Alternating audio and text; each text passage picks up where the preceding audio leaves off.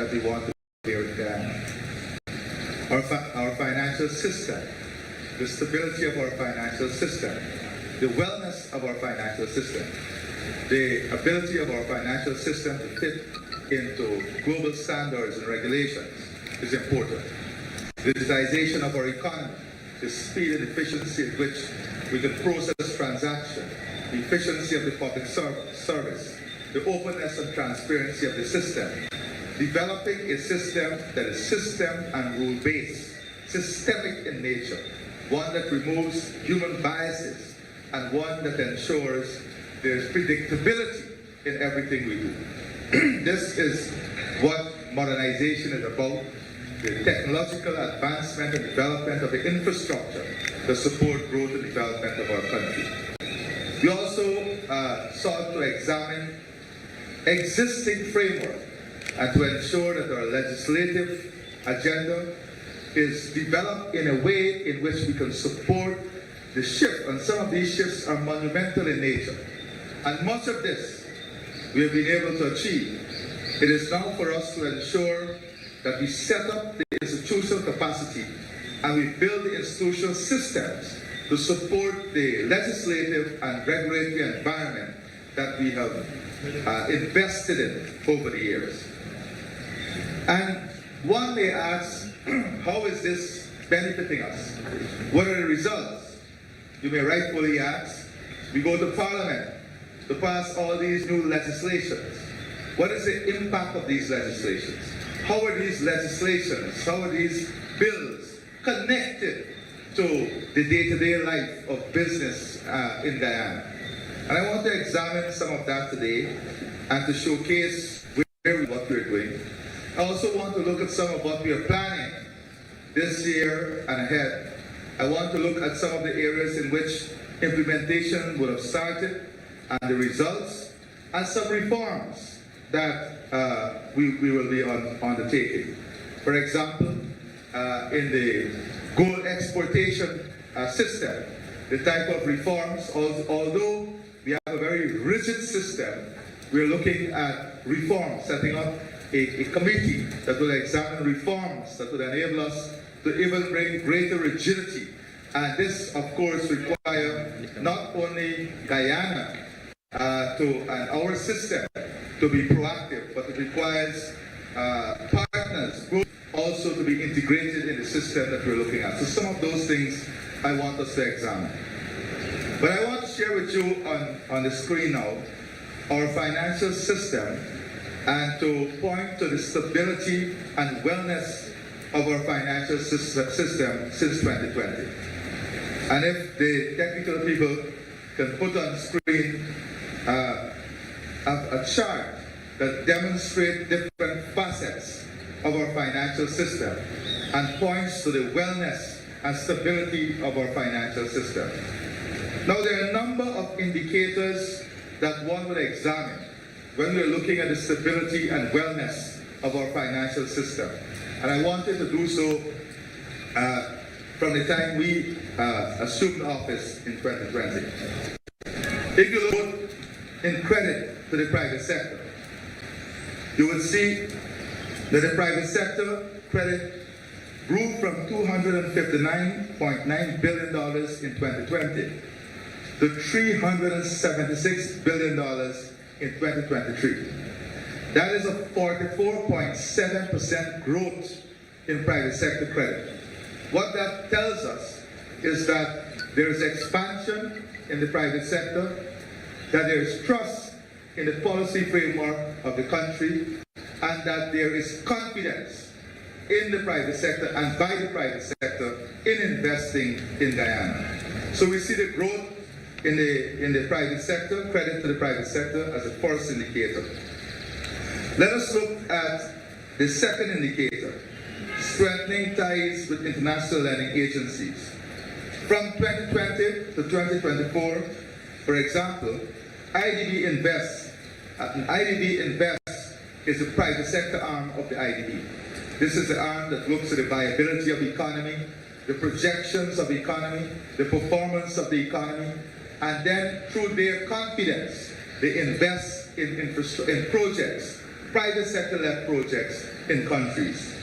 Since 2020 to 2024, the IDB Invest has authorized 14 transactions in Guyana, totaling $173 million US, targeting the hospitality sector, oil and gas, and education. Now, this is important because one may say that that investment might have been totally around oil and gas, but what we're seeing is the diversified nature of the investment from IDB Invest.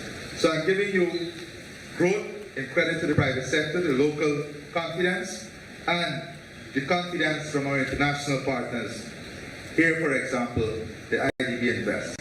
So what is it that we need to do to continue to modernize infrastructure? Because this confidence comes when when investors and institutions have confidence in the system you're building, in the way in which you're approaching the development of your country. So soon you will see we'll amend the FIA. This will allow international banks to showcase their financial products while stimulating FDI and increasing access to credit by local borrowers. I'm going to spend some time on this subject matter a bit later because this is important. Very soon we want to amend the FIA to allow greater access to capital, to allow more sophistication in our banking sector, to allow more reach, more partnership between international investors and our local investors. The other area that I want us to look at here is support to small businesses. In 2023, the government of Guyana signed a $100 million agreement with the Small Business Development Finance Trust Incorporated, targeting lending to small and micro enterprises in various sectors. Because we don't want an economy to be built in a way in which there is great disparity. We understand the role for small, and medium-sized enterprises. So in this whole financial architecture, we have a specific support system for small businesses. And then how do we grow wealth at the individual level? How do we grow wealth at the family level? How do we grow wealth at the community level? And this is where a housing program comes in. This is not only a housing program to give someone home ownership. This is a housing program that leads to empowerment, that leads to economic independence, that leads to the increase in the net value of families and individuals.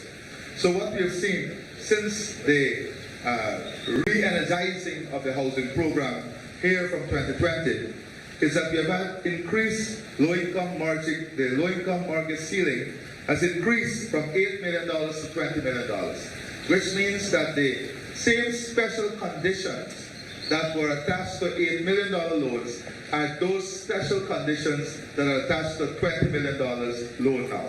And what we have seen, for example, in some areas, let us take the small homes that we built, the low-income homes that we built in Providence. Those homes were sold for about $6.5 million. When you go to the bank now, the latest valuation on those homes are close to $14 million, $15 million. So whilst there's an investment of only $400,000 from that low-income family, $400,000, they're holding an asset at $15 million. So a lot of them now are refinancing that asset still under a preferential window of borrowing at $20 million. And they can use the additional revenue to open a small business, to buy a taxi, and that is how wealth is created and wealth is grown. So that is an important aspect of what we're doing. We've also restored the ceiling on mortgage interest relief for housing loans to $30 million.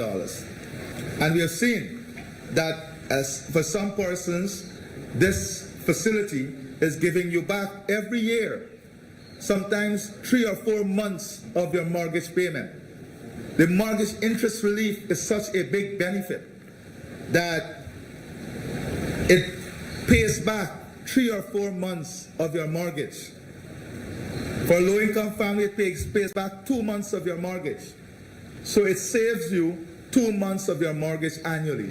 That is this the relief that you get that is paid back to you by GRA when you apply for it annually.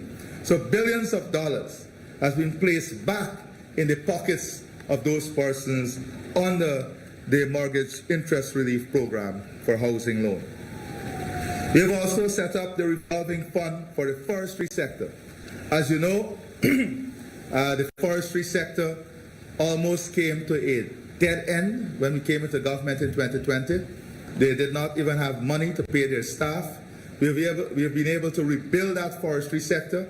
The community forestry organization are again vibrant. The small foresters are again vibrant. We have created a revolving fund to help those forest operators. And what we have seen in Barama alone, Barama was on the verge of closing down in 2020. Barama alone has increased their production by almost 300%. And they've increased their employment by almost 300% from the time he came back into office. And that is just one company. And Barama depends on the small loggers, the community forestry operators to supply them. So that is the type of policies and the way in which the policy direction of the government is supporting the viability of companies, the viability of sectors, and the opportunities that it creates for us. We also focus on reducing the cost of financing because this is an important issue.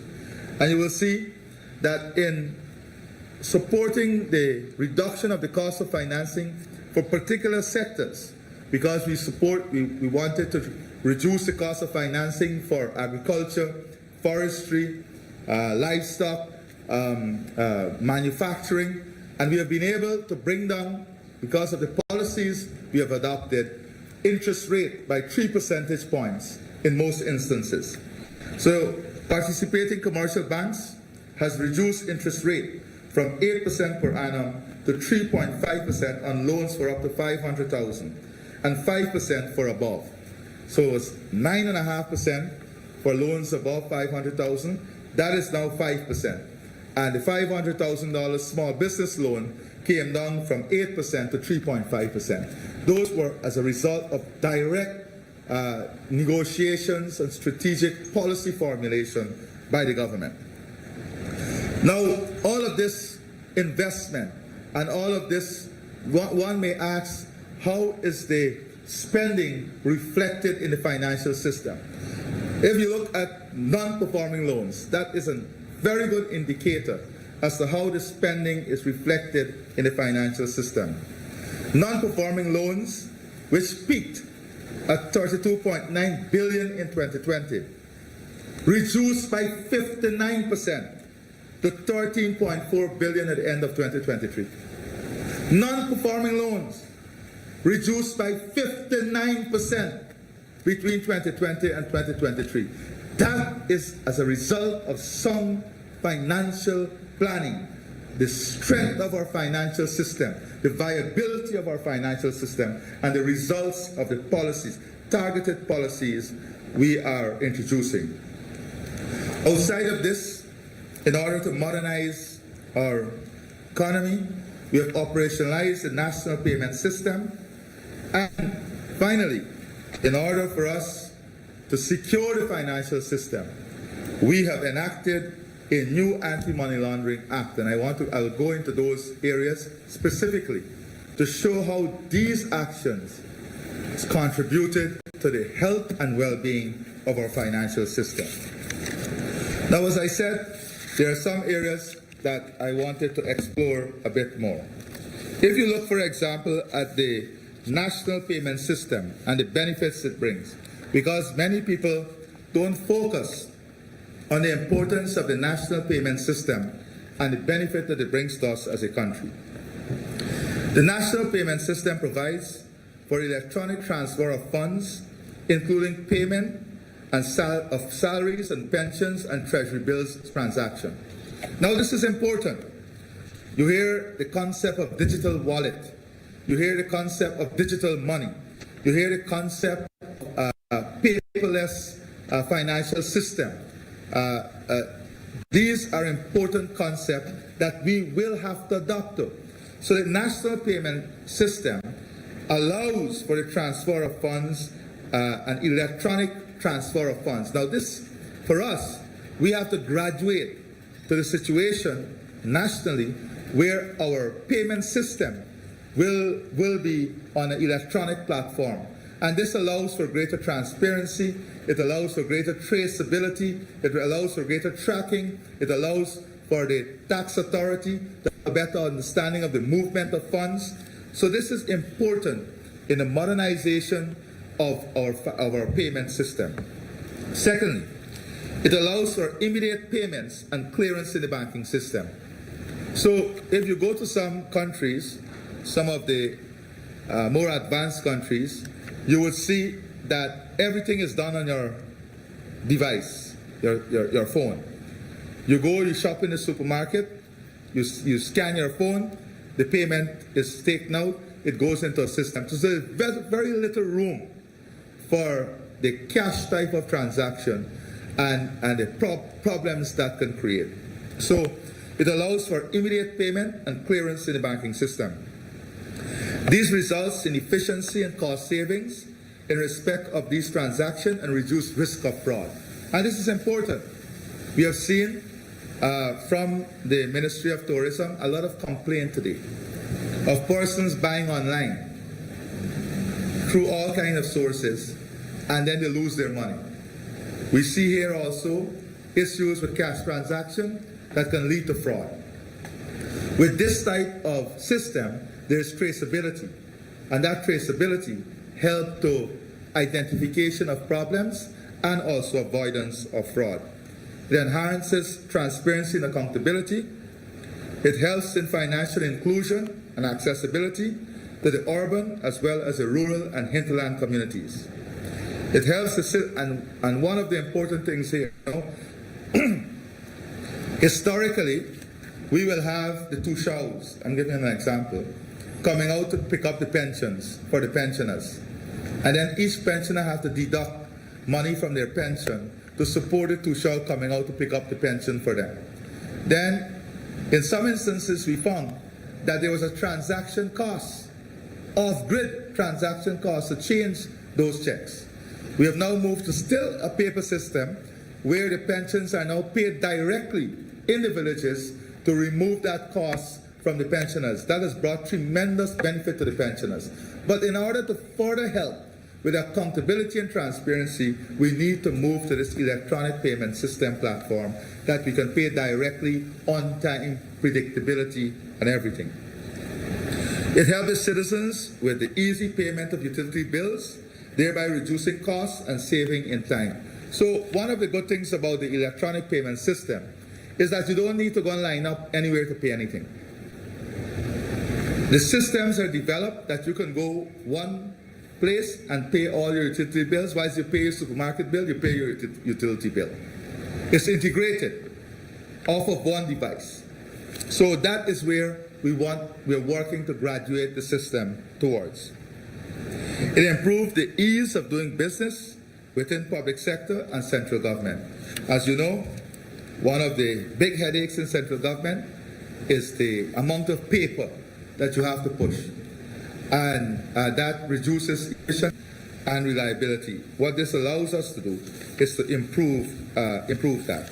Now, outside of the national payment system, there are some very important amendments that we are bringing, and I spoke about the Financial Institutions Act, the FIA Act. So let me tell you what we're going to do. Because as you know, the economy is growing. We have all the sophisticated financial instruments that we'll have to deal with. And we have the very sophisticated financial institutions that we have to deal with. For example, we have requests from international banks to have a presence here. And also we have the issue of mobilizing capital and having capital formation in the system. So soon you will see we'll be bringing to Parliament a bill to amend the Financial Institutions Act to ensure the following: further compliance with international banking standards, the Basel core principles on banking supervision. These amendments will allow us to take us to the top tier beyond any other jurisdiction in this region in relation to the banking sector. We're going to be adopting the latest legal framework, the latest rules, the latest regulations, and the latest principles governing the banking sector. To enhance the mechanism for the transfer of assets of a financial institution pursuant to a business transaction. It will allow foreign financial institutions to have representative offices with the prior approval of the bank. Very important. While representative offices will not be allowed to carry on banking or financial business, they can offer the service that will be a stimulant for foreign direct investment by connecting capital to investment opportunities. So this is what they will do. What you see globally now is a lot of the mainstream financial institutions are going out of retail. And they're setting up more these representative offices that look at investment opportunity, matching capital, creating wealth management, and all of these things.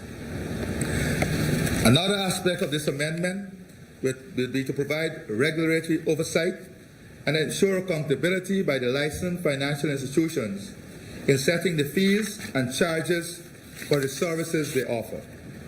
This is aimed at keeping the market fair and engendering financial inclusion. This is an important part. How we ensure financial inclusion. How do we ensure that we keep the market fair?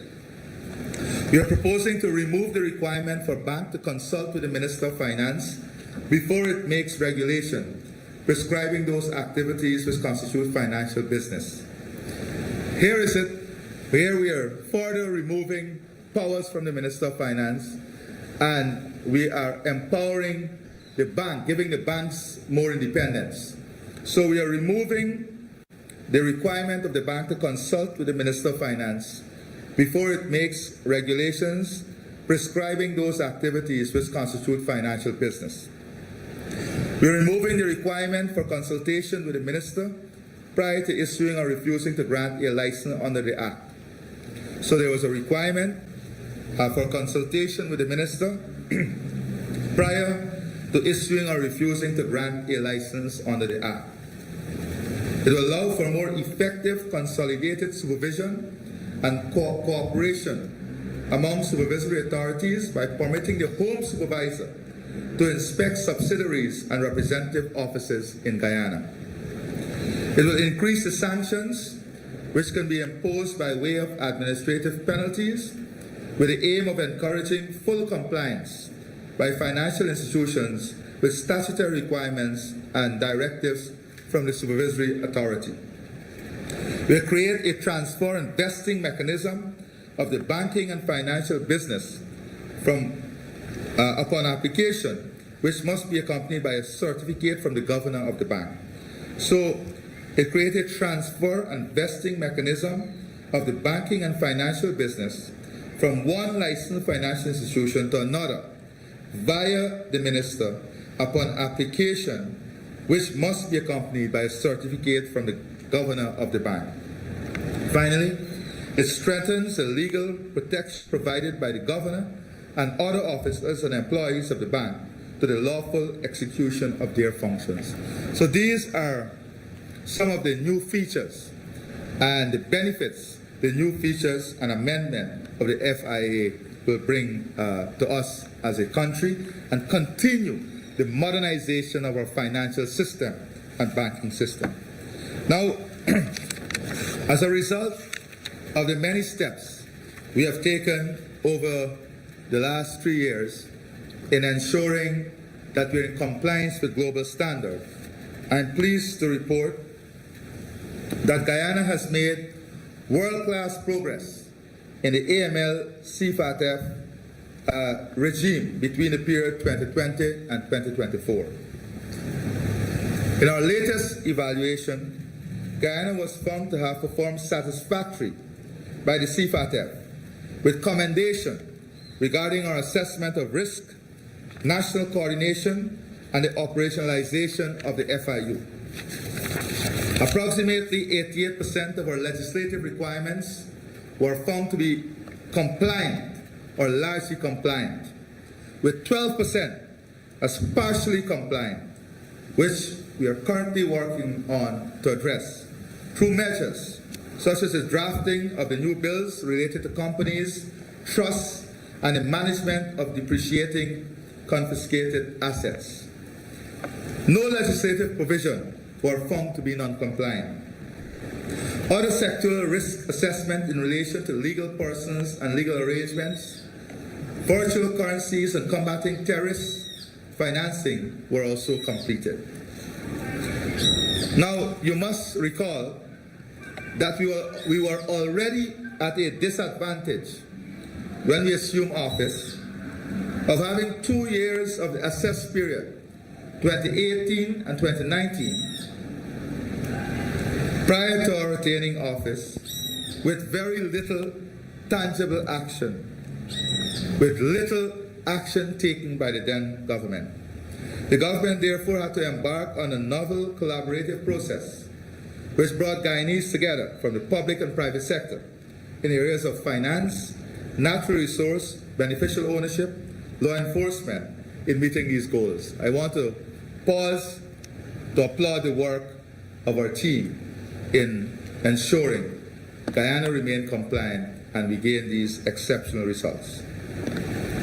When we assumed office in that 2018-2019 report, the key deficiencies that we had to cure in getting these results, the key deficiencies that were identified were as follows: the need for further human and financial resources for the Special Organized Crime Unit, lack of supervisory oversight for accountants and attorneys at law, and legislative deficiencies in key areas such as the confiscation, targeted financial sanctions, national coordination, and international cooperation.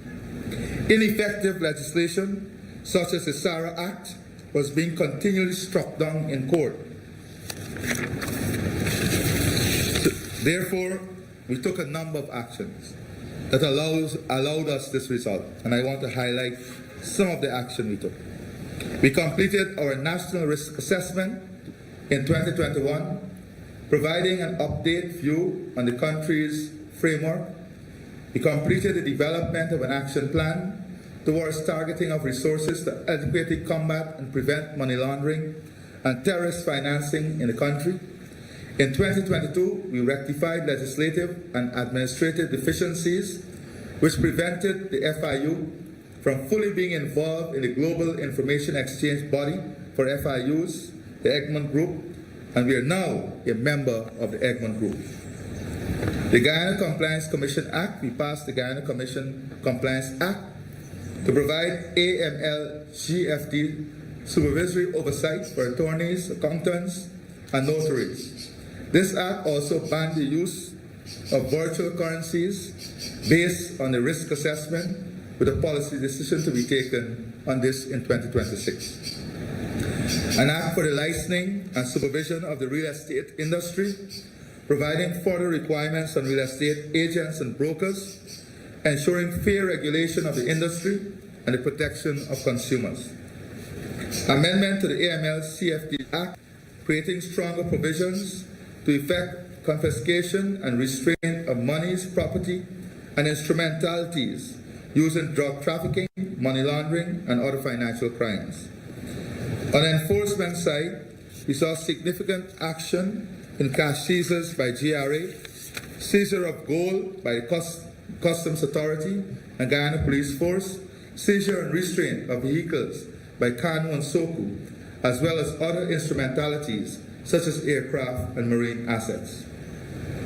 The government of Guyana sought and benefited from technical support assistance through the International Financing Agency, the National Center for State Courts, the Caribbean Financial Action Task Force, and the Regional Security System Asset Recovery Unit.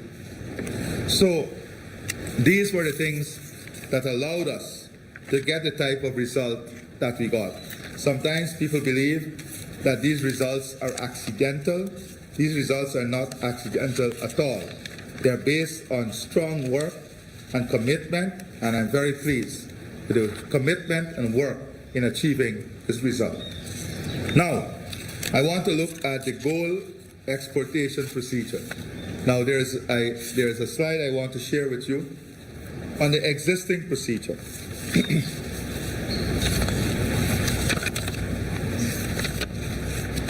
Do we have that up? Yes. Now, if you look at the existing gold exploitation procedure, this gives you a flow chart of how this procedure works and what is expected at every level. With the licensing of a gold dealer, the shipment initiation and GCB verification and approval, which includes the broker, the executor system, GRA. Then it looks at the issuance of export license, the GRA approval, dealers through its licensed broker, uploads to the executor all prior approval granted. Then it goes into the preparation for sealing of gold. After that, it goes into the weighing and sealing of gold for shipment, and then a confirmation of shipment. This is the existing procedure. I don't think I need to read it through. That is why I have it on the screen. And as you can see, in this existing procedure, it's a very rigid system. It's a system that has a very strong paper trail. But what are some of the things that we have found in our assessment? Now, when we checked with authorities, there were some weaknesses that were identified that require not only Guyana intervention, but intervention with all our partners. For example, the matching of declaration here and declaration in another jurisdiction. Of course, when a declaration is made in Guyana, that declaration accompanies the exporter, who is exporting the gold. But we do not receive back a declaration that is made in that country upon entering in that border. So we have set up a task force that includes the Attorney General, the Minister of Finance, the head of the GRA, Commissioner General, the FIU, head of the FIU, the governor of the Central Bank, and the Guyana Gold Board. In looking at the existing system and to look at areas that we can further work on strengthening, what we have found is that many of these areas would require collaboration with our bilateral partners. So the areas that we'll focus on is the strengthening of the current regulation framework, looking at export regulation, harmonization of tax policies, and the anti-money laundering measures. Then we look at the second area we look at is enhancing enforcement mechanism, increased surveillance, the development of a specialized task force to have greater interagency fluidity on information. International cooperation, definitely, we will now have to work on new bilateral arrangements in areas that we are exporting gold, so there will be new treaty that has to be examined, new partnership agreement, new MOUs. We'll have to improve the coordination among stakeholders. We'll have to have greater education and other measures between the public and private partnership. We'll have to have a lot of training and capacity building, and importantly, data analytics. We will have to use technology to develop data analytics and maybe look at ways in which we can use technology to do tracking through GPS, radio frequency identification. So these are all things that this group would look at and report to me in a short time frame so that we can work on the further enhancement and improvement of the system. We are also looking at some of the things discussed in the modernization is whether we should have an export quota on exporters, and how we want to align our national regulations with AML, CFD standards and treat offense of gold smuggling as a predicate offense, which is tax evasion. So this body would be set up to examine this and to bring recommendation to us on how we further strengthen the gold exportation. Now, the recent sanctions, as you know, the agencies are currently continuing their work on examining in an integrated way, the implications. More importantly, I've asked the Guyana Revenue Authority to seek further information. We are still awaiting the information on the Mohammeds, but to seek further information at all export locations on gold exported by other gold dealers. So we can have information to see whether it matches what is declared in our system. So we are proactively seeking additional information on all exporters to ensure that the information matches what is declared here in Guyana.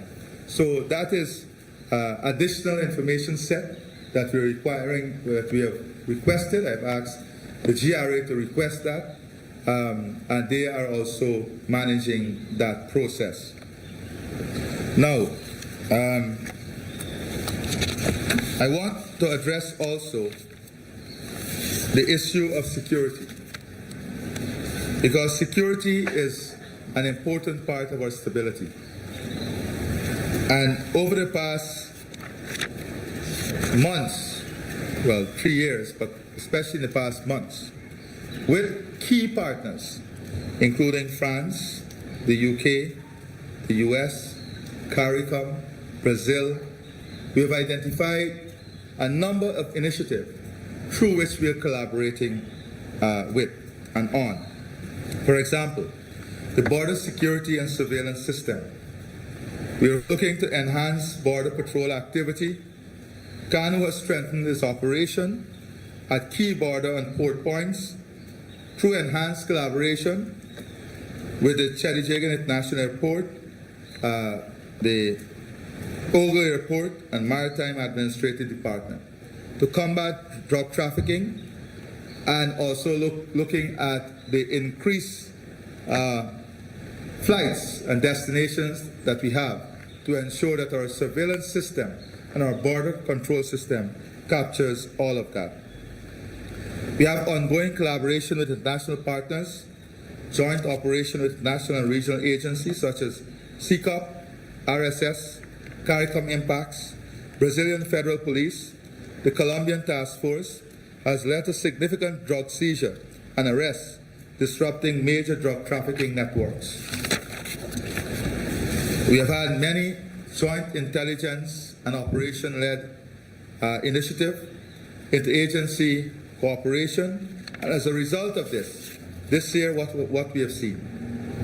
We have seen a significant increase in seizure of cocaine, a 797% increase in the seizure of cocaine from 2023 to now, to this year to date of 2024.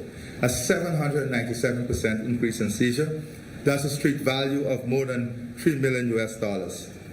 We had an 11.2% increase in the seizure of marijuana, and that is a street value of about $2.1 million US.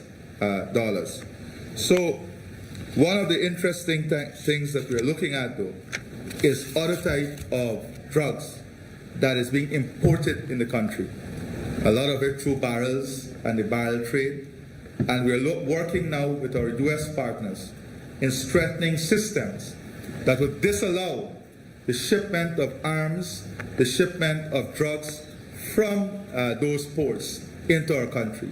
So we now have to find ways in which we can strengthen the system over there to avoid the shipment of arms and drugs here in Guyana.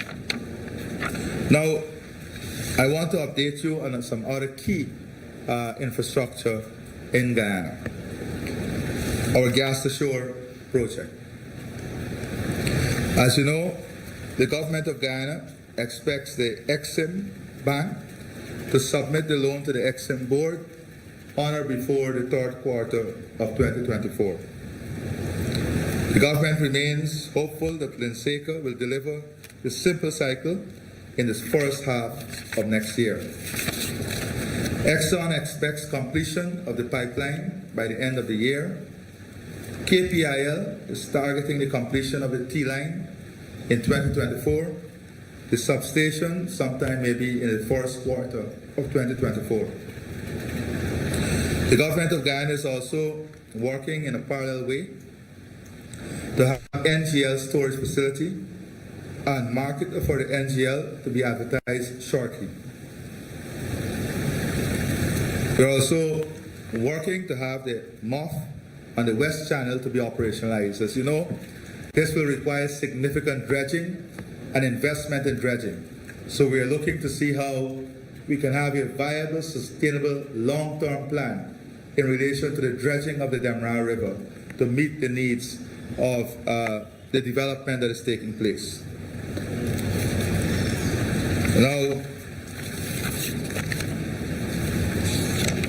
the LCDS. But maybe before I go to the LCDS, as you know, we recently concluded the expression of interest for a major gas project outside of the Wales development. We had a company identified. That company, with the government of Guyana and Exxon as partners, will now have to have discussions, and we will have to together arrive at a model and a plan as to how we'll advance this major gas development in our country. Now,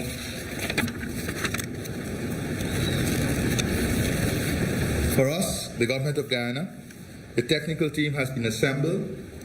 We have identified a technical team to work with the stakeholders in coming up with the model and to negotiate a heads of agreement and look at the viability, technically and financially, of the project. In terms of the LCDS, Guyana made the world's first Paris Agreement corresponding adjustment for R3 issue 3's carbon credit, allowing for the authorization of carbon units for use in the carbon offsetting and reduction scheme for international aviation.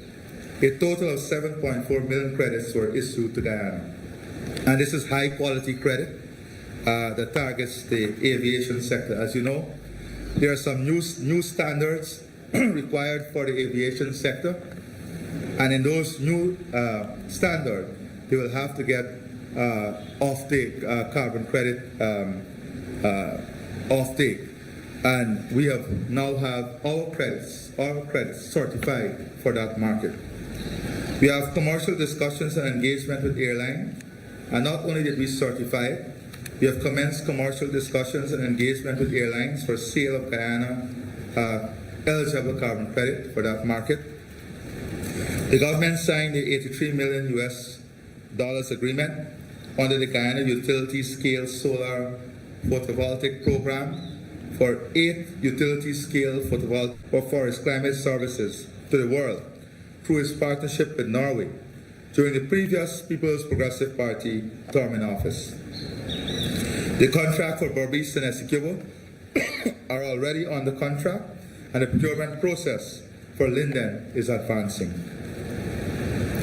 The LCDS priority area on climate adaptation advances was made with the commencement of a US $45 million project for 3 years, which will repair or replace more than 45 drainage infrastructure assets, focusing on sluices. The US $45 million project is financed by revenues earned by Guyana under the Guyana-Norway bilateral cooperation under the LCDS. The GRIF funds are revenues earned by Guyana for payments for climate services.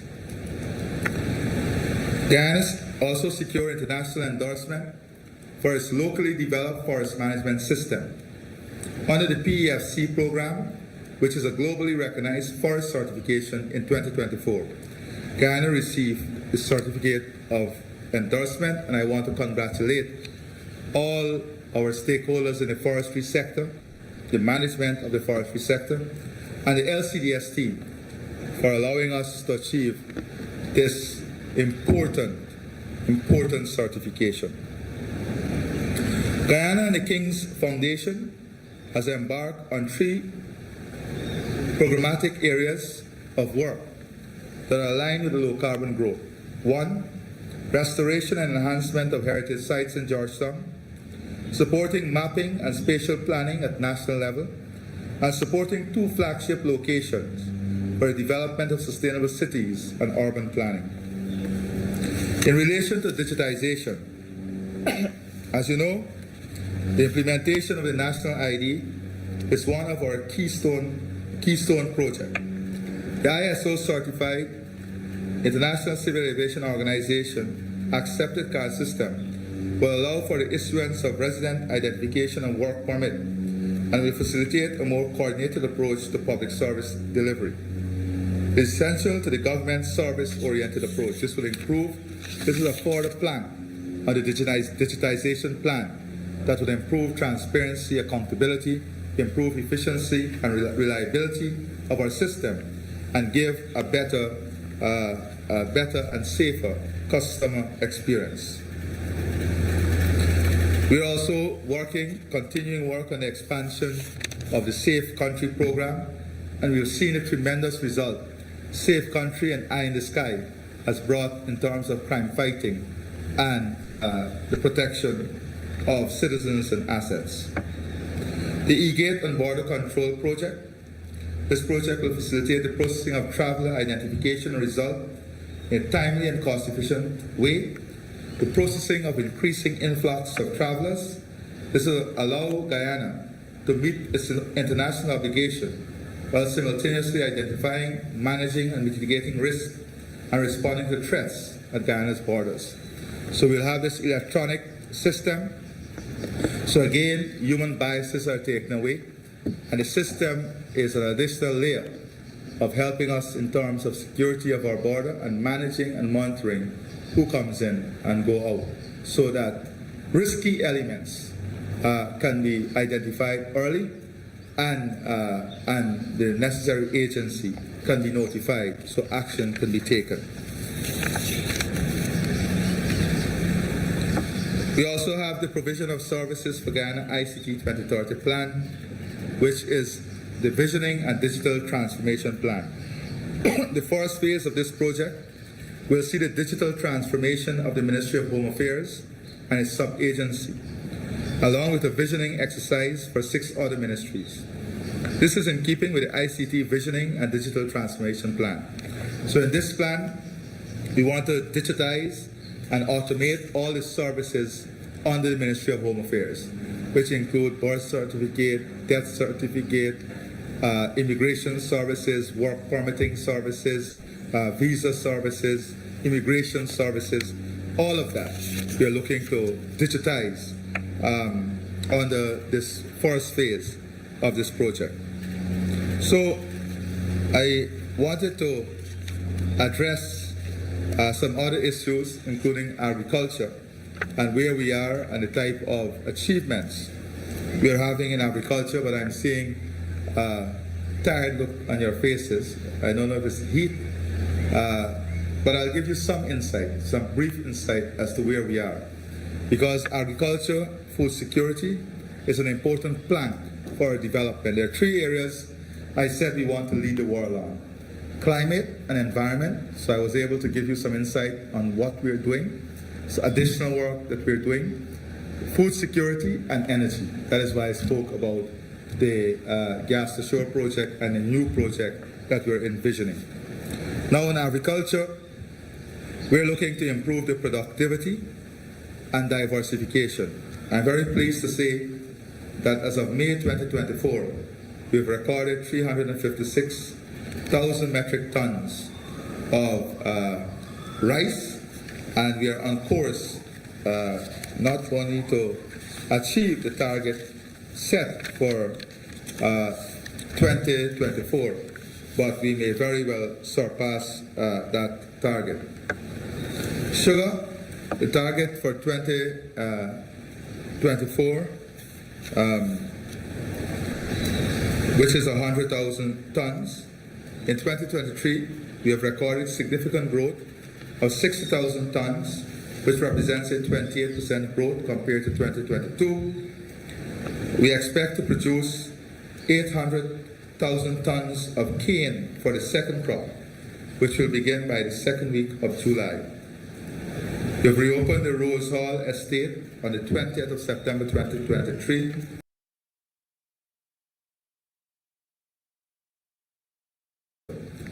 We have re-employed over 1,400 employees since 2020.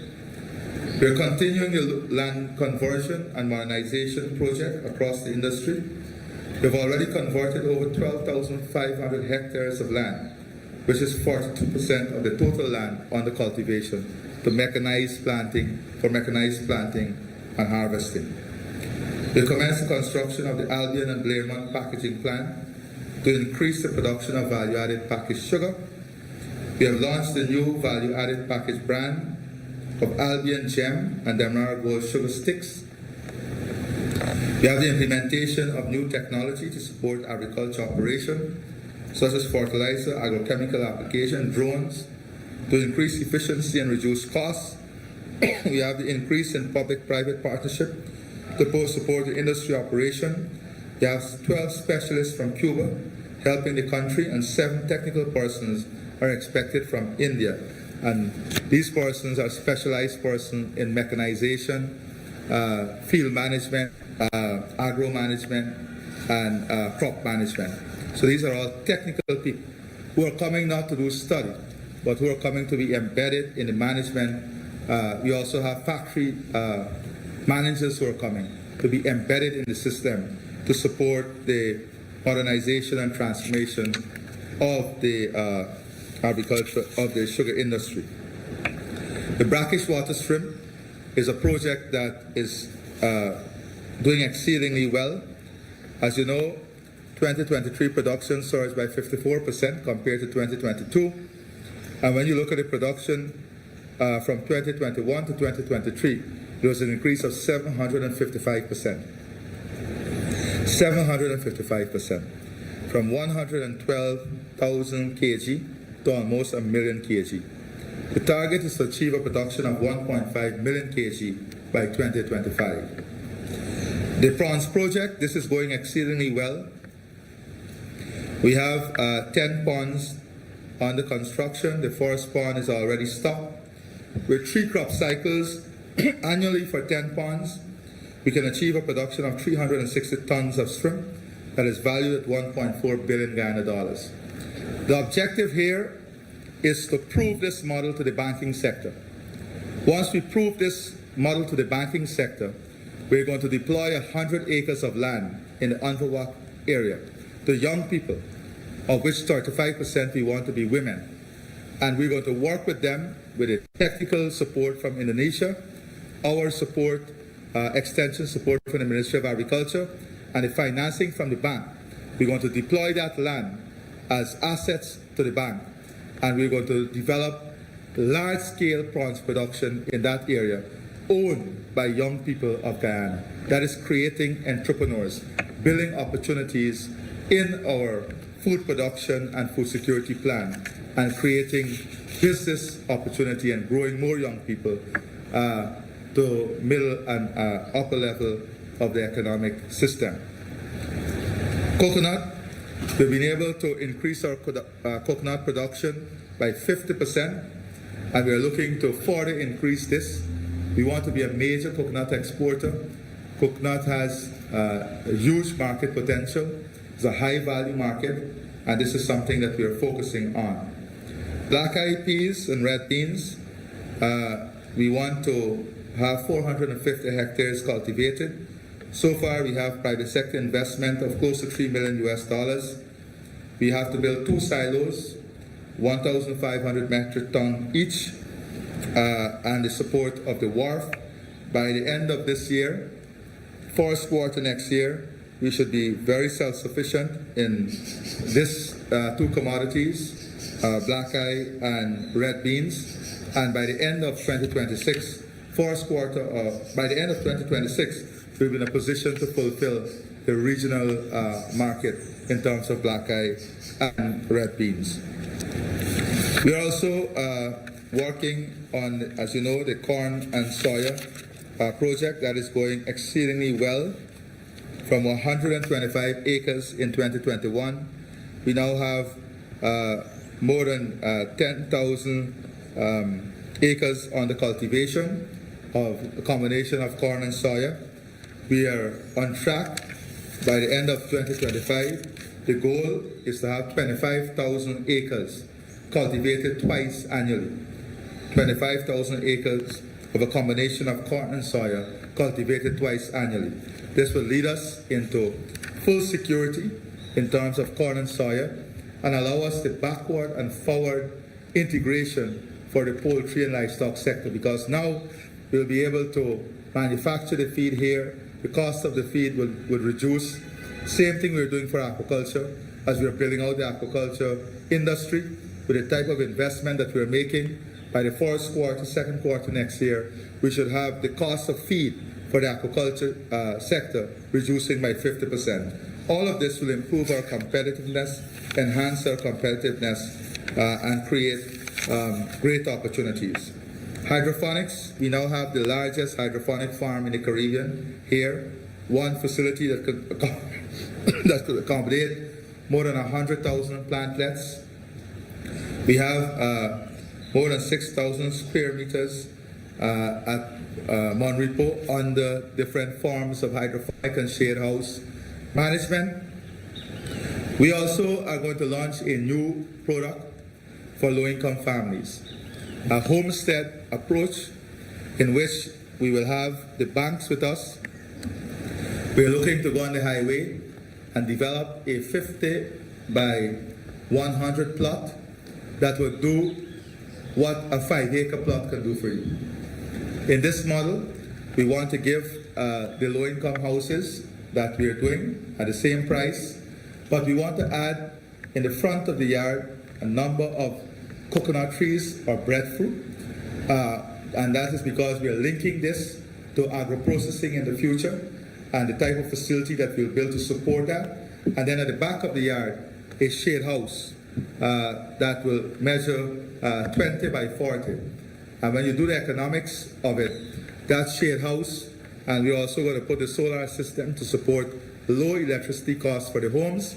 And when you do the economics of it, that shade house would comfortably carry the loan for the home and give that family income. So we're targeting 500 families in the first instance. This is a project that is around the cost parameter of about $6 billion.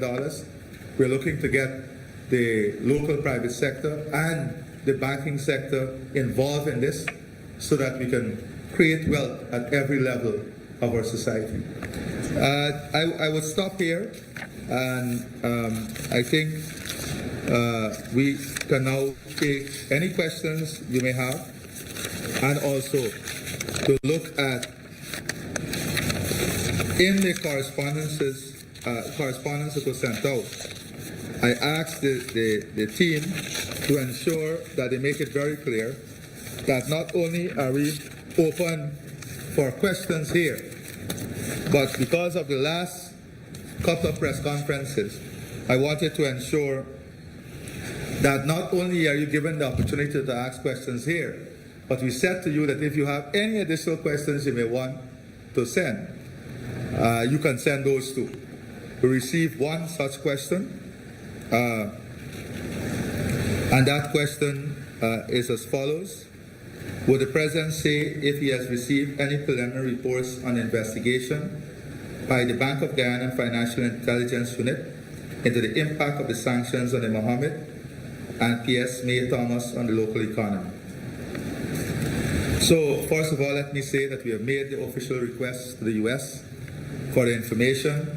As you know, that information, as they would have said to us, would take some time to come. So we are awaiting that information. All the stakeholders, institutions locally, are monitoring the situation. They have all examined their systems, and none of the institutions, the banking institutions or the Bank of Guyana, has conveyed to me any significant impact on the local system. But they are doing their work independently, and that work is continuing. As I said, we can't be premature in anything we do. We have to await the full information set to understand what we are dealing with. But as I said too, we are taking proactive steps in requesting information from other stakeholders. Now, so that is the answer to that question that was submitted. So we're open, as I said, to questions. Thank you very much. Thank you, Mr. President. For the benefit of the viewers, I have seen 19 reporters here in order to ensure that each one of you has an ample opportunity. If you all ask 2 questions, that's 38 questions. We will begin at my extreme left with the first reporter. Please state your name and the organization you come from and ask your question. Thank you.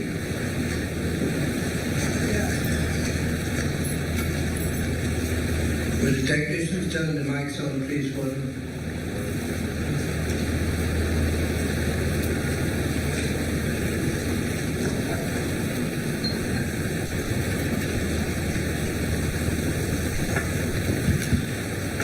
There you go. Good afternoon, Vishani Ragnar from the newsroom. I'd like to first follow up, Mr. President, on the concerns about border security that you mentioned. To ask if, with the Venezuelan elections next month, do you have any planned engagements with President Maduro or any official from his government before that? And my full question is on the teachers' strike negotiations between the Ministry of Education and the union. What do you see as the way forward now, given how long this strike has gone on? And you mentioned creating digital schools or Independence Anniversary celebration in Linden. Is that part of a plan to prevent any possible learning losses? Thank you. Thank you very much for those questions. First of all, I want to say that the engagement with President Maduro, Venezuela is our neighbor. As part of the Argyle Agreement, there were some time frames set on engagements. As you know, we have to respect the circumstances in every country. Venezuela is in a period of elections.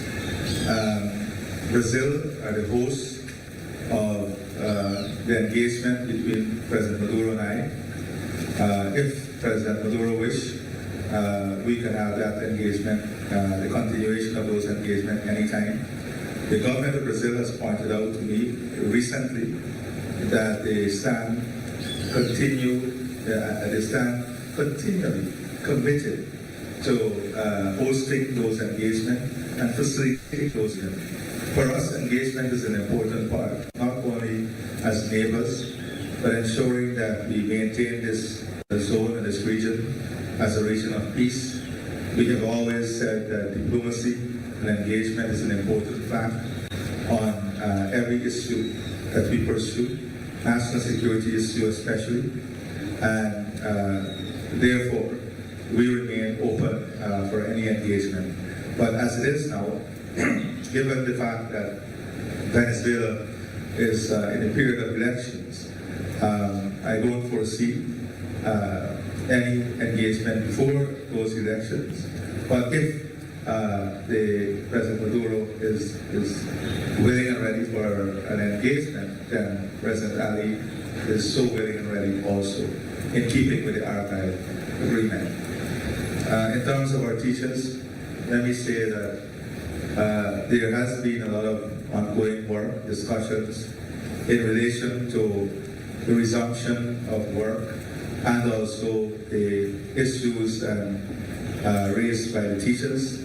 I don't want to go in any extended way in response to this.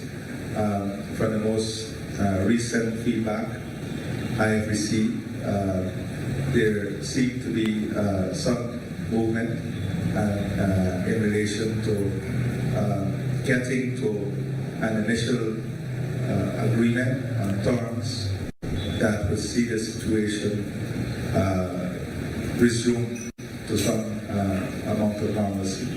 But for us, the teachers are important, students are important, the parents are important, and learning is important. And our priority is to ensure that our children do not suffer or a teacher. And that is why we're investing in giving our teachers the best infrastructure conditions to work in and supporting their career development, supporting their personal aspirations for education and becoming trained. We're making all of those allocations. We're committed to ensuring that they have fair treatment. We're committed to ensuring that their welfare and their life in totality improves as our country continues to improve. That is a priority. As I'm committed to having the education system improve, delivery of education to our children improve, and as the world advances, we have to understand what will be the future requirements of our country to stay abreast with the changes that are taking place. Now, let me say this. Continuous learning and a learning environment would be heavily influenced by technology. We said that we want to have the most skilled population. The most skilled population must allow every citizen, those who dropped out of school, those who are old and had the opportunity to go to school, to be in an environment of learning. Even if you are not well, you must not be denied the opportunity to be in an environment in learning. And that is the philosophy that is shaping the revolution in education globally. And that is why digital school, online school, electronic delivery of education is becoming such an important area for national development. For a matter of fact, some countries are going further. You have robotics. So you have robots that are equipped with AI-generated software to teach mathematics in a class. So these are all the changes that are taking place. And if we are to ensure that our students are exposed to the best, and we want them to be exposed to the best, then digital education, digital schools, online schools are going to be an important pillar of investment in the future, now and in the future. Thank you, President. Do you have a follow-up? The next reporter, please. Hi, good afternoon, Mr. President. Shikina Day from Oil Now. In April, you expressed concerns about the 4-5 repayment timeline. You said that it is still too long. Has the government identified an acceptable timeline for payments to guidance contractors? And my second question, President Santoki had said that there will be a groundbreaking ceremony regarding the current new bridge. Can you provide an update on that, whether the financing has been secured from the Chinese? Two things. One is there has been some improvement in the payment to contractors. Some improvement, still not satisfactory, but some improvement. And that is why we're saying we have to have a national payment system that is modern. Now, when I was in Bahamas as a speaker at the Afri-Exim Bank AGM, this matter came up. And the Afri-Exim Bank is proposing for the region a payment system that can aid, that can support the type of cash flow management that we're talking about here.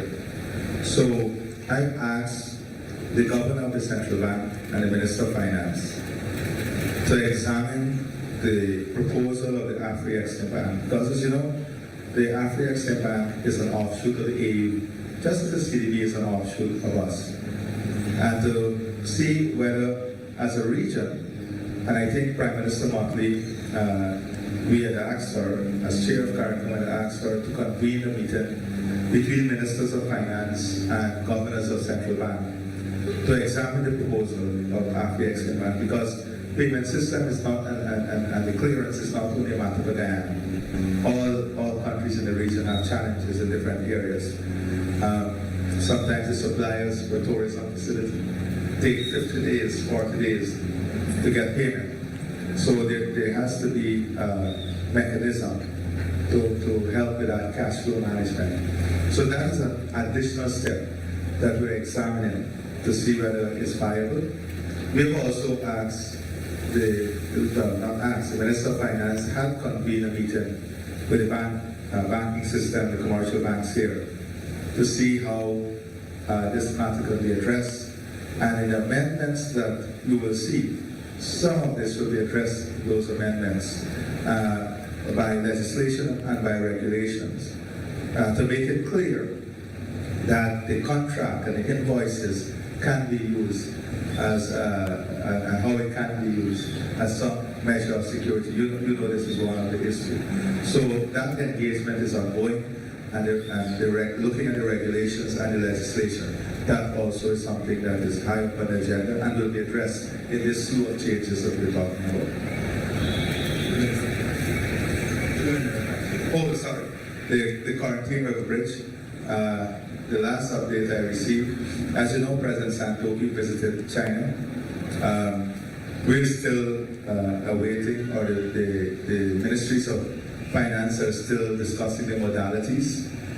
Financing is one issue, but also the modalities on how the management structure and the loan, how the loan is dispersed, and the joint mechanism in terms of the loan. So I would say that whilst we are working towards a groundbreaking ceremony, and whilst we are working on having this bridge completed, that the technical work and the institutional work in setting up the mechanism is still not completed. And when that is completed, then we will definitely move forward. Thank you, President. May we have the next question? Good afternoon, Mr. President. Kim Alkane for Reuters. You mentioned the gas to energy project and an additional gas project being envisioned. Could you say, from the government's perspective, what exactly are the policy considerations that it's going to take to the negotiation table with Exxon and whatever other stakeholders, just to get an idea of what government hopes to achieve from this gas project? Let me be very clear. What we want is the monetization of the gas as fast as possible. To add an additional revenue stream, and it's not only gas, it's the concept that comes with it. And for a matter of fact, that has tremendous opportunity and potential for us. But we can't know that. We can't know the level or degree of opportunity until the full analysis, technical, financial analysis is completed, and know what we have. Now, let me say some of the things that we're taking on. When I speak, and I'm not speaking about the Wales project now. In this new project, we have to examine a number of possibilities. One is the export of energy, development of an energy corridor to northern Brazil and to Suriname. So that energy corridor is one opportunity. Having a trade of opportunities in terms of LNG also. Then integrating that into the regional energy security program. The other thing is that we have 1.5 billion tons of bauxite reserve between Guyana and Suriname. So depending on cost structure, this might be an opportunity that makes a major plan and the operationalizing, which will be a joint project, or such a project viable now. So that's another option. All of these options are being examined. And then, of course, we have the marketing of the byproducts, and the use of natural gas in other jurisdiction, the movement, and that is why the transportation link between northern Brazil and Guyana becomes important. I also speak about the development of a shore-based facility, additional power plants that could be used to export not only the gas and the power directly. So there are a number of opportunities that we think can be generated from this gas coming to shore or being processed. But those are all things that will be examined in the conversation. And then a viable option, the most competitive, cost-effective, profitable option will be presented. We're hoping that their discussion can lead sometime later next year to a heads of agreement, and then we can examine in a more full summary what the model is and what we want to pursue in relation to that. Thank you. Do you have a follow-up? Yes. Go ahead. You specifically talked about the government expecting the bank to take the loan request to the board of the U.S. Exim Bank with respect to the gas energy project. I'm trying to get a sense of if the government has ever found itself through this process having to address any sort of objections raised by persons who may have raised their concerns about the project with the bank, and whether you can speak to that kind of sentiment. Well, we have never found ourselves, for a matter of fact, I'm looking through my notes here, we have never found ourselves in any situation where there was any objection to any aspect of the project that is favored by the bank itself. For a matter of fact, if I may say to you that the technical team has advised that there are no fatal flaws arising from the technical and environmental due diligence. So I want you to notice. Let me go through 4 things that might be important to your question. The fieldwork is completed for both the environmental and technical due diligence. So all the fieldwork is completed. Exim Bank has advertised certain environmental documents on their website, including the transmission line targeted assessment. The government of Guyana expects the project to be presented to the Exim Bank, as I said. The technical team has advised that there are no fatal flaws arising from technical and environmental due diligence. So I think that answers your question. The next reporter, please. Marcel Thomas from the South. A little louder. Marcel Thomas from the South. Mr. President, on the U.S. sanctions, it is said that more than 10,000 those were responded by Muhammad on the year 10 or during year 10. No, that was not what was said. Sorry. Not under my tenure. This investigation is as straddled both governments. They said the investigations straddled both governments. 2 years. Right? It said, but the year 2024. The investigation started in 2019 when I read. It straddled both governments. Anyhow, regardless of whatever it is, you said 10,000 kilos. Yes. Go ahead. Of course.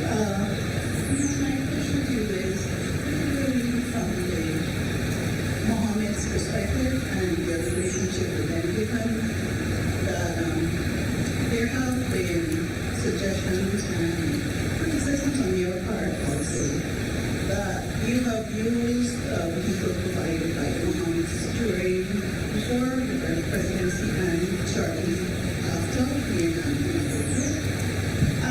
and this in some way compromises you or paved the way for their alleged wrongdoings. So what is the question? No, so let me say this to you. Let me address this very frankly. Guyana is a small country.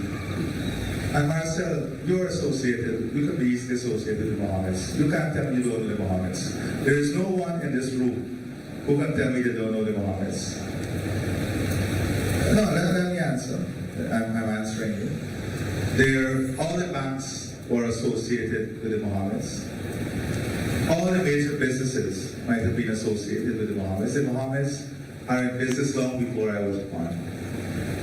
I made it, Chabrol asked, 2 years ago, I made it very clear that I know the Mohammeds. I was a saint. We went on Fridays, there was a mosque at the top of the building. That's where all the guys from Saints went on Fridays. We went to camps that the Mohammeds supported. This is from a religious perspective. So I'm not going to deny that I don't know. Every single leader knows the Mohammed. From the opposition, from government, historically and now. Historically and now. So, does that make us, or does that reduces our judgment on anything? I said the rule of law is the rule of law. And the rule of law must apply equally for every citizen. No one is above the law. And that is all I want. I want the rule of law to work. There is no agenda. Now in relation to the vehicle that I use, not in opposition. The vehicle that you're speaking about was used during the election campaign and after, when my security apparatus advised me that I needed a safe vehicle because of the distance I was traversing and in their assessment, the threat that I was exposed to. I didn't hide it. I didn't drive in a tunnel. Not me. I didn't drive in a tunnel. It wasn't hidden. It was open, transparent. And I did not use that vehicle after assuming office. The day I was sworn in, I was dropped home, and the vehicle that the president provided was used for the very next day. That much. That much I can tell you. Now, I want to say to you that as the president of this country, I commit myself to the rule of law. Mr. Mohammed, who was a councillor for the PDP, I've seen a resignation as councillor from the post in the NDC. I've seen that. So I am not compromised or will not be compromised in any way, shape, or form. Not me.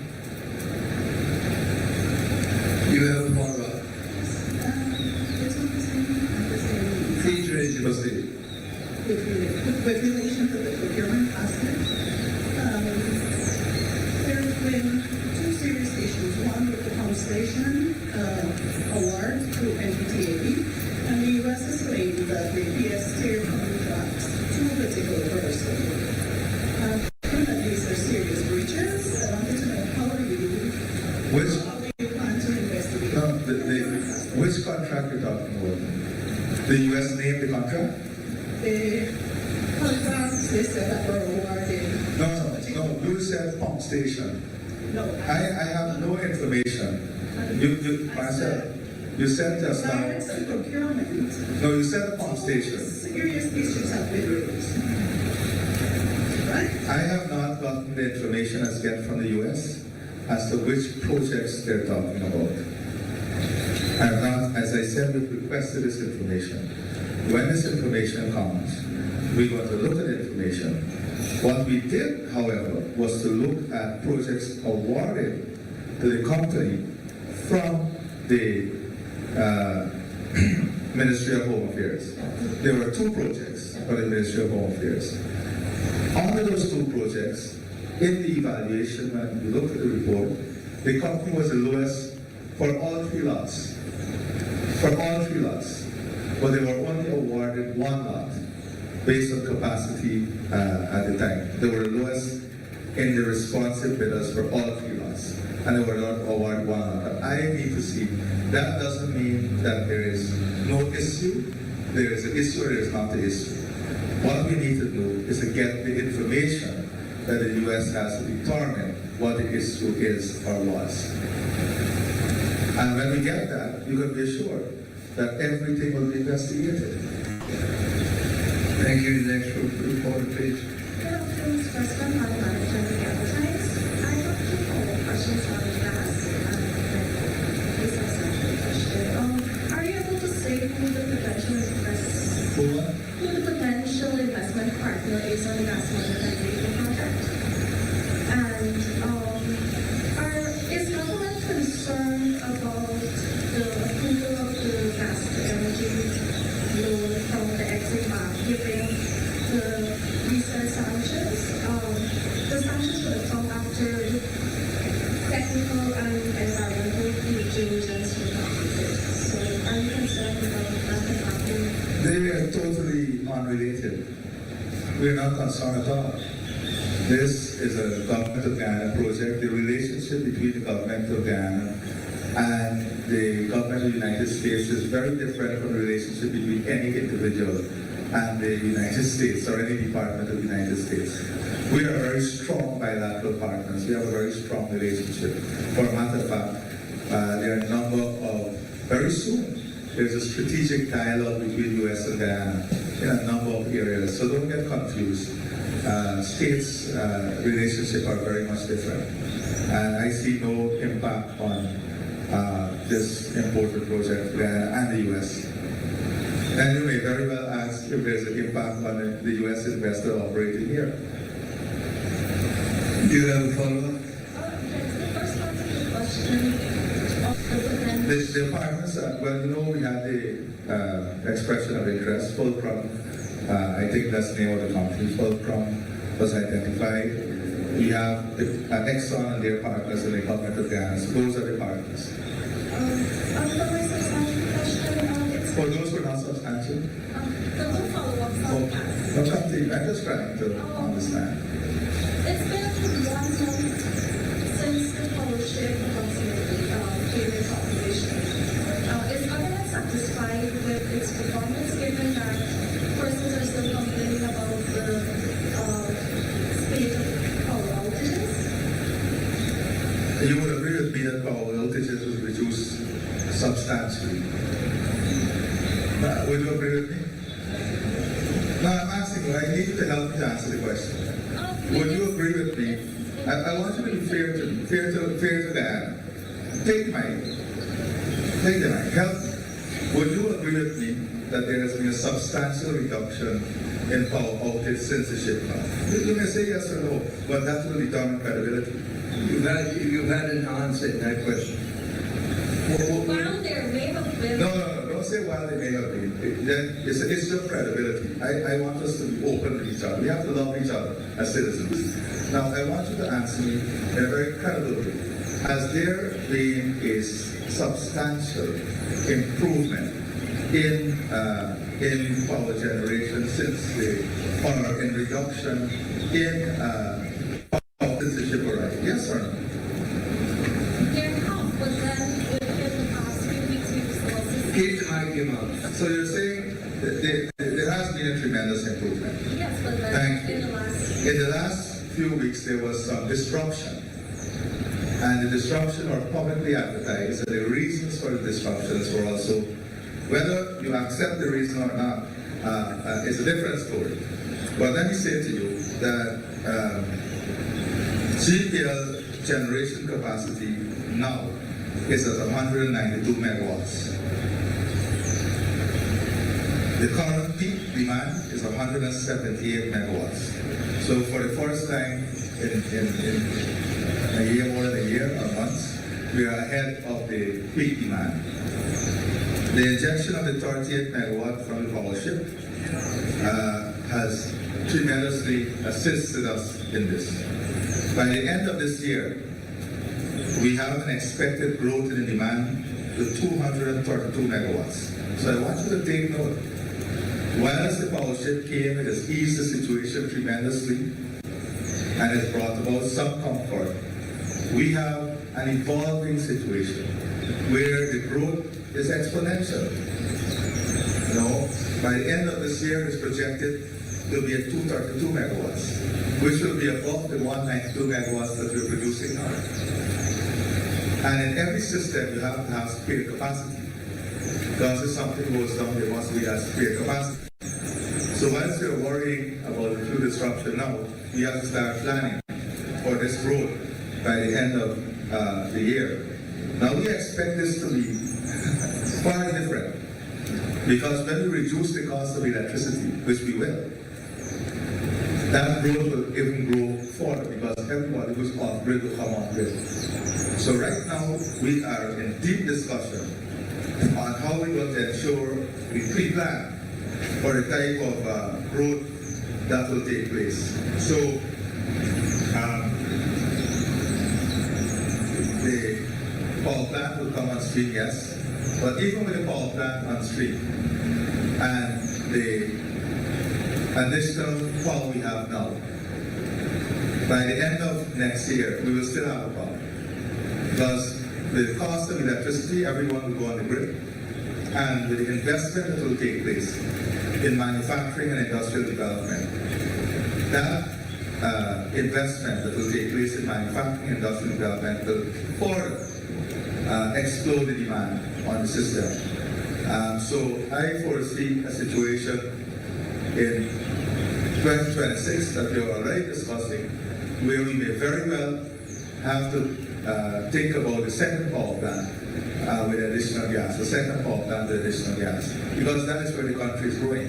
Energy is an offshoot of development. As the country advances, Marcel will put 2 more AC in our house and carry out demand at the household level, and then just translate that nationally. And you'll see, even Chabral, I stopped walking and driving his AC car and all of these things, you know, and put the AC all in his kitchen. Chabral, because, and that is something we have to do too. We have to look at educating the public. Because one of the things we've seen in countries is that when the cost of energy comes down, there's waste of energy. And that is something that we have to start very early, that we have to engage on. How we educate the public on the efficient and effective use of power. Any follow-up? I think she had two questions. The next reporter, please. Mikhail Rodriguez, Today Breaking News. Mr. President, are you aware of some of our fishermen being detained in Suriname? And if so, are you seeing the relationship with Suriname as it relates to our fishermen, since this has been going on for quite some time, being a reciprocal one? Is there any moving forward, and what's the plans? So I'm deeply concerned, but I don't want to pronounce because we don't know what they're charged for as yet. What I can say to you is that I'm concerned that through our embassy in Suriname, a request by lawyers was the crew that is arrested, and the Minister of Foreign Affairs, just before the press conference, said to me that they were denied the opportunity to meet with the crew by the authorities in Suriname. So I've asked for a full investigation into this, and for the ministry to officially write to get the reasons why they were denied the opportunity, the lawyers were denied the opportunity to meet with them. And definitely this is a matter that we're going to pursue to the fullest. We're also assisting in terms of the legal support, and when we get an assessment as to the full sum of the issue, we will make a determination on what steps should be taken. The next reporter in turn. Good afternoon, Mr. President. David Bagay with Culture News. Sir, earlier you spoke about, well, you gave us an update on the financial sector as well as the agriculture sector, but I want to shift your attention just a little bit to the oil and gas sector, please, if you may. Sir, I wanted to ask you if you have any concerns regarding the management of the sector, because of recent, well, we haven't really been hearing from you on this we know that there is an increase in production of oil, and there's a perception that there is also lack of transparency in the sector. So how do you respond to that, please? I can't respond to perception. What factors bring it? If you're asking me, if you're saying there's lack of transparency, where is the lack of transparency? Sure, I can, if I can. No, let me answer you. You just said there's a perception. The other thing I want to say is that we don't need to hear from the president every day on this issue. I set the tone on the issue, and I know you have a healthy relationship with the Vice President on oil and gas. You have all your questions answered at the press conferences. I think you have a healthy discourse, ongoing discourse on oil and gas. We don't, let me be very clear with you. In terms of the management of the sector, we have made it very clear. There are historical things that we would have liked to be better. We would have liked the negotiations then to give us a better agreement, but we have an agreement that we have to work with. We have enacted laws and put systems in place to ensure we maximize the benefit we can get out of the existing agreement. We have committed ourselves to a new production sharing agreement for any future arrangement. We have done that PSA through consultation. It's very much different from the one Exxon has. So the management of the sector is in keeping with the commitment that we have made and the type of systems that we're building around the sector.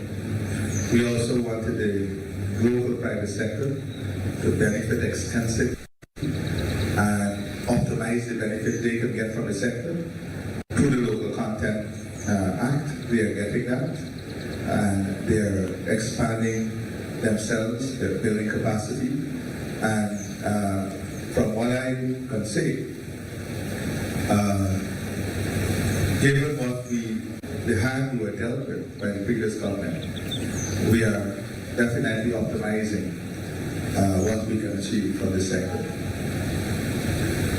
Do you have a follow-up? Yes, please. Sir, would you agree then, well, you said earlier that you don't agree with your perception, but would you agree then that there is a lack of transparency in the sector? Because, for instance, we still don't know the interest rates being charged by ExxonMobil, as well as our resources since 2018, it wasn't updated, I believe. No, the past 2 years it hasn't been updated. No, I don't know that there's a lack of transparency. I can't agree with you. Sorry.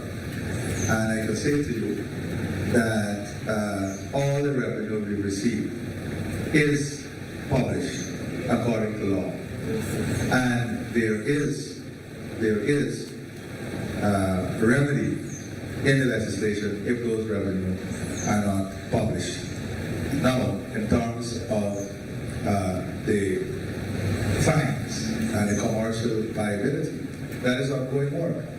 And as the information becomes available, whatever information is there and becomes available, we share publicly.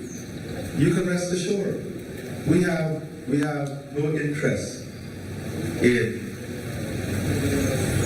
not revealing the resource that we have, because we want more persons to be attracted. That is why we went out to the auction. We want other large explorers and developers. We want other large explorers and developers to also see Guyana as a destination with great possibility. Because we know the window of opportunity is closing globally. Financing is more difficult to get. Cost of financing is increasing. So we want to attract. So if we are able to demonstrate that we have greater and greater reserves, it's to the benefit of the country. Yes. Gordon Mosley, a news source. Mr. President, your government moved swiftly in revoking the Cambio license of all the Mohammeds just 48 hours after that report came out. The key part of that report dealt specifically with gold exports. We've not heard anything about their gold export license and their gold mining license. Can you say if the administration is looking at that as their move to revoke that? And the U.S. Embassy has said this report or the investigation covered 2.5 years. It covered from 2019 to maybe 5 years of an investigation taking place. Sir, are you surprised that despite your good relationship with the U.S., they would leave you and your government in the dark? Well, now you're asking a question. I'm trying to, if you allow me. Yes. Yeah. I agree with you. I don't surprised agree. with that. No. Are you surprised with that? No, I don't agree that we were left in the dark. And I'm not surprised by anything in life. Nothing surprised me in life. Let me say to you this. Let me say a few things to you. One, the U.S. and Guyana has a tremendous relationship.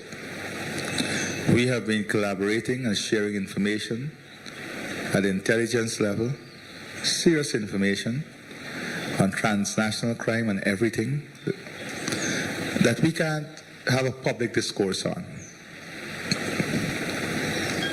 Crime and intelligence gathering, there's a reason why it's called intelligence gathering. We don't expect to engage on a public discourse on intelligence gathering. Then it should not be intelligence gathering, we should have a public gathering. So this has nothing to do with the relationship between Guyana and the U.S. The U.S. ambassador has made that very clear. The U.S. is a strategic partner of Guyana. The U.S. is supporting our military, is supporting our police. We just had a police academy that has been internationally certified and accredited. We have a training program, joint training program between the U.S. and Guyana. We have an expanded security presence of the U.S. and collaboration with the U.S. in Guyana.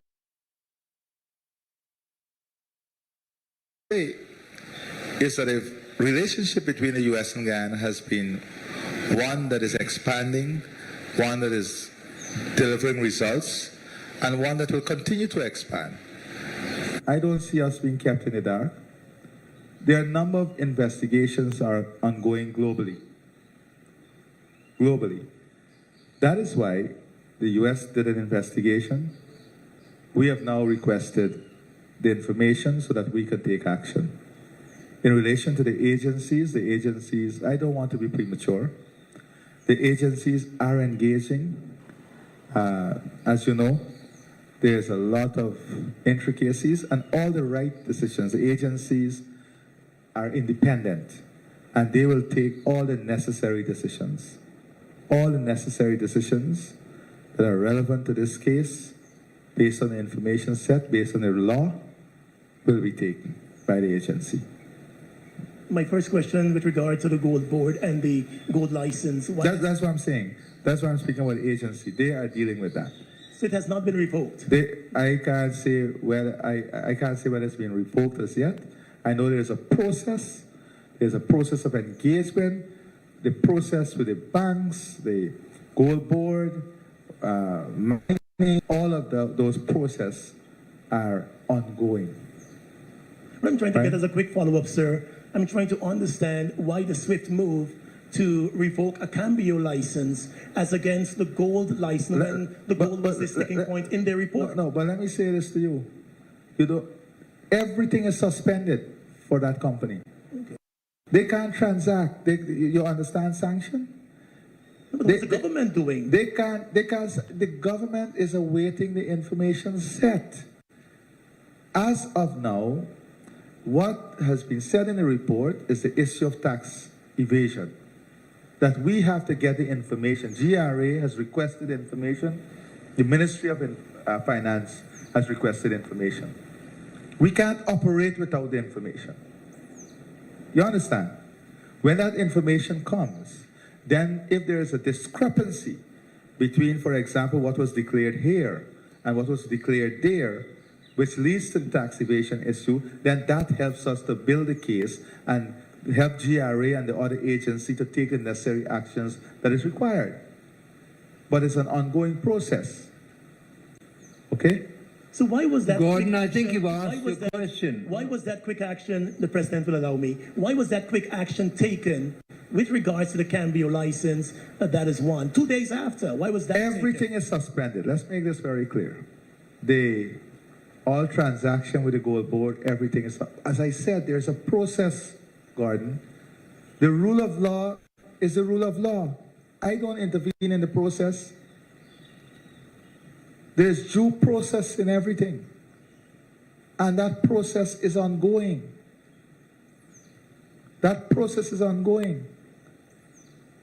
Maybe one process is simpler to activate than the other process. But what you need to understand is that the substance of the sanction, which is doing business, integrating in the business, has been adhered to. The substance of the sanction. Now the process on dealing with all the existing license and all of these things, that is a process that the agencies are going through. Right? Thank you. The next question. Good afternoon, Naomi Paris from the Guyana Chronicle. In 2023, we would have recorded a 76.8% increase in fatal accidents. And as May of this year, we would have had over 70 fatal accidents. Could you say what intervention the government is exploring to address this while acknowledging the shared responsibilities of drivers and road users? I think we all have a responsibility when it comes to the accidents on the road, the media, or every one of us. First, to educate people. Second, to ensure that we all do what is right. So there are a number of things. First of all, last year was better in terms of accidents. So far this year, from the figures I've seen, we have maybe a 13% decrease in fatal accidents, which is still too much, far too much. So we have done a number of things. One, from the legislative point of view, we have created stronger laws, higher fines. We have created shared responsibility. For example, the bar owner's responsibility to ensure they don't sell alcohol to someone who is driving. We are now moving to technology, where we're having the electronic ticketing system to remove the human biases for speeding. We have enacted the law to make that legal. So there's a connection now between the electronic system, GRA, the police, and the court. We have more public education. We're going to spend more resources on public education, greater enforcement, the proactive use of the CCTV, more monitoring, but monitoring of the roadways. Importantly, though, is the building of infrastructure. The country, one of the areas that I'm most fearful of in a vehicle is going up the East Bank Highway to Timeri.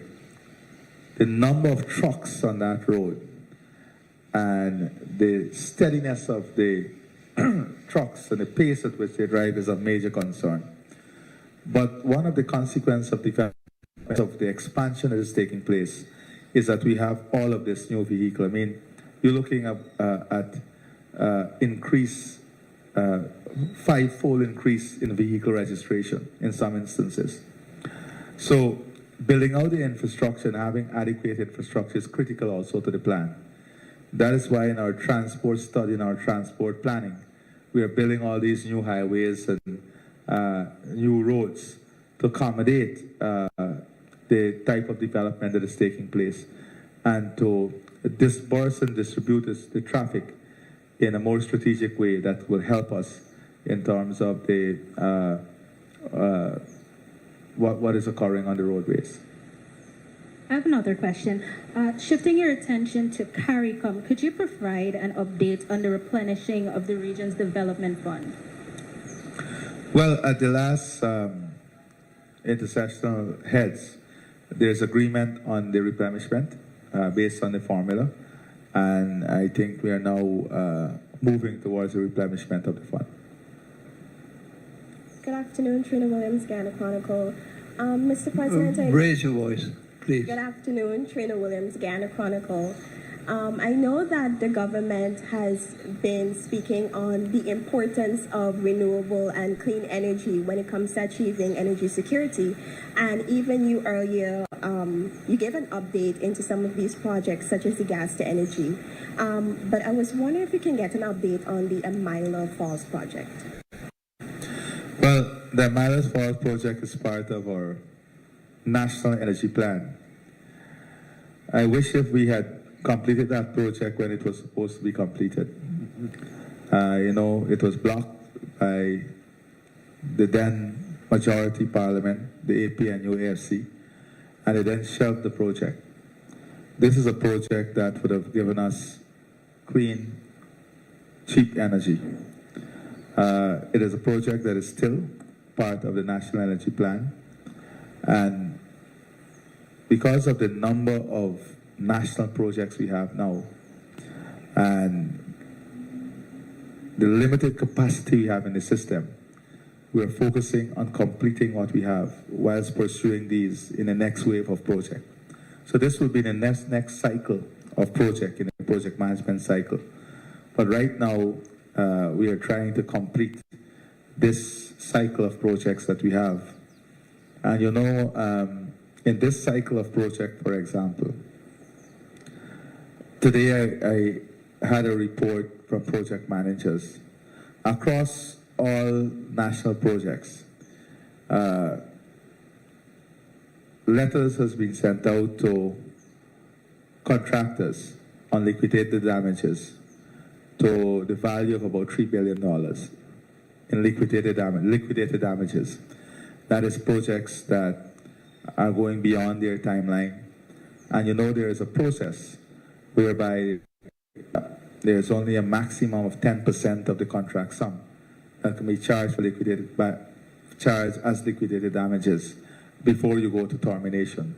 So the institutions, the agencies, has been advised that they must ensure that liquidated damages charged on projects that without justification in terms of the extension of time. So once there is no justifiable reason for extension of project time, liquidated damages must be charged. Could we have the next reporter? Yes, good afternoon, sir. Kellen Rover, DPI. Mr. President, you spoke of a massive plan to establish some 500 low-income houses along the Suze-Dyke-Linden Highway. Could you say if this is part of Silica City, and when could we see the project beginning? No, that's not part of Silica City, but the proximity is in keeping with the context of value creation. So we are hoping the project is now conceptualized with homesteads and the supporting shared houses. I'm hoping that within 6 weeks we can have this project move from conceptualization to implementation. Thank you, sir. Do you have another question? No. Will you, next reporter, please? Thank you. Mr. President, just two follow-ups and Name and... Paul Damrar Waves. Thank you, Dennis. Follow-ups, first of all, sir. Has the government given up on securing the 150 fishing licenses from Suriname? And I didn't get that, Chabral. has the government given up on acquiring the 150 fishing licenses from Suriname? And second follow-up, what are the cost and duration of the agreement with Fulcrum for the gas project? You mentioned the company Fulcrum. Cost of? The cost and duration. And two substantive questions. Is Guyana sending police and the soldiers to Haiti? And fourthly, immediately after the U.S. Treasury Department's announcement by way of a press release, action was taken against the Mohammeds through the revocation, of the foreign exchange license. On what legal basis did government do so in the absence of any information which you are still awaiting from the United States? That's 4 questions, Dennis. Two substantive and two follow-ups. Okay, Dennis. Stop fretting. Not. So the agencies of government, the Bank of Guyana is a regulatory agency in terms of the granting of the Cambio license.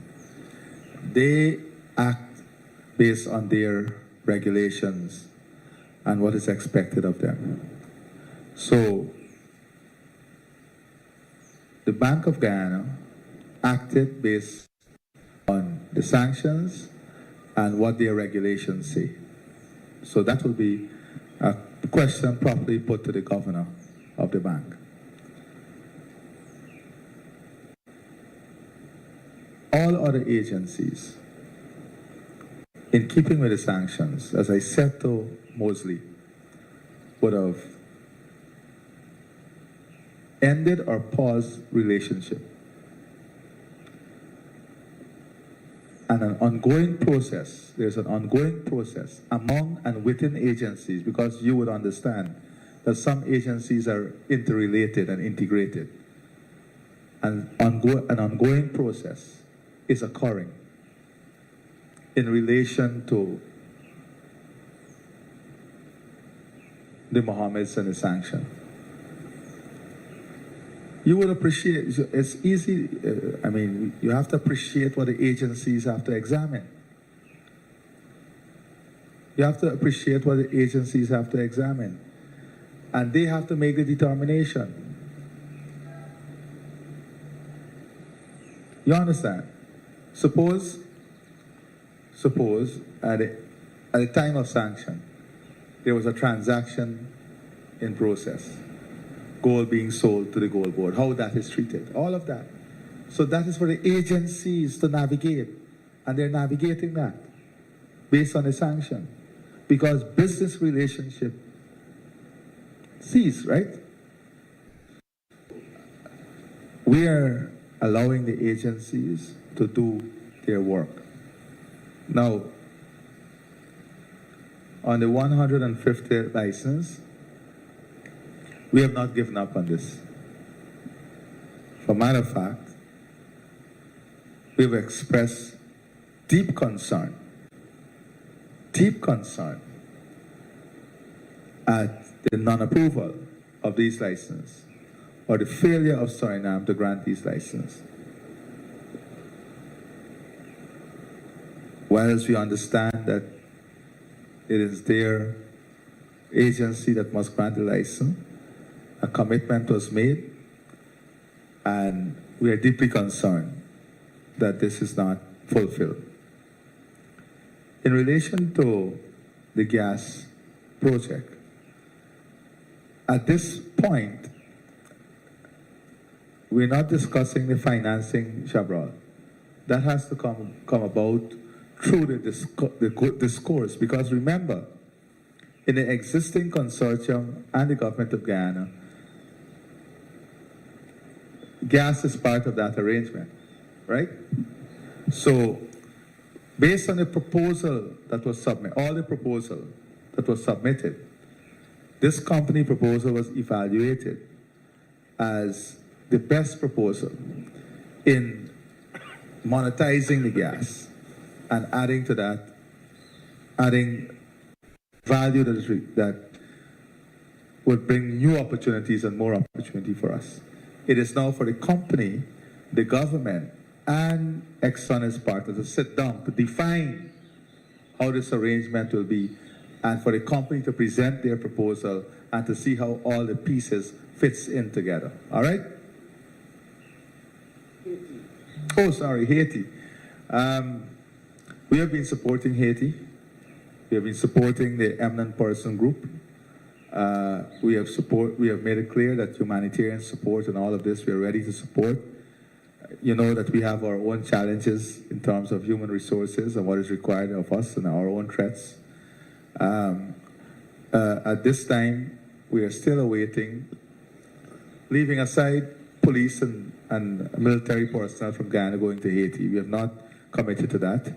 But that aside, the new government has not made that request for external security as yet.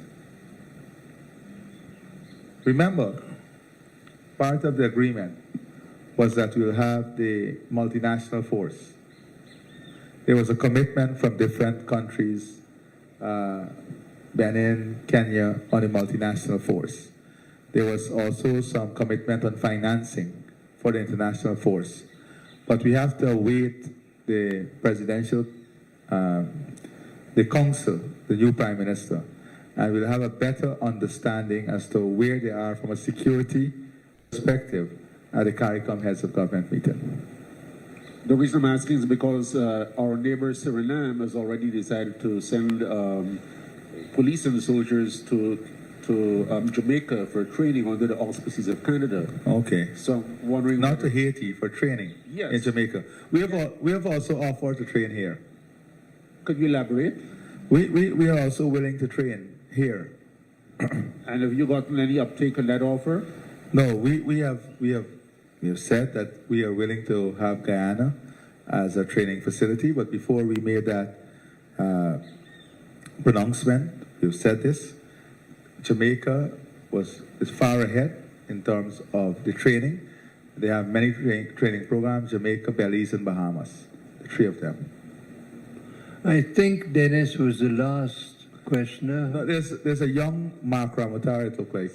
Yeah, young Mark Ramatar. Good afternoon, Mr. President. Sharvan Belger with Kite News. Myself? There's a young Mark Ramatar. Yeah. A shorter version, you might say. Okay. Good afternoon, Mr. President. Once again, Sharvan Belger with Kite News. I just have one question. With elections creeping near next year, what is your government plan to increase the spending power of its citizens? And if I may give you a little context. No, I don't need context. The government plan is to win the next elections. No, but by a greater majority. But if you win, what is the plan to increase the spending power of citizens? Because we have been continuously increasing the availability of resources, the improving the livelihood of people, and increasing the disposable income in the pockets of persons. I just gave you an example of the housing program and how it's linked to increase your disposable income. How old are you? I am 28, sir. And where do you live? In Kitty. You own your own home? Not as yet. Applied for a house lot? No, not as yet. Well, sit down.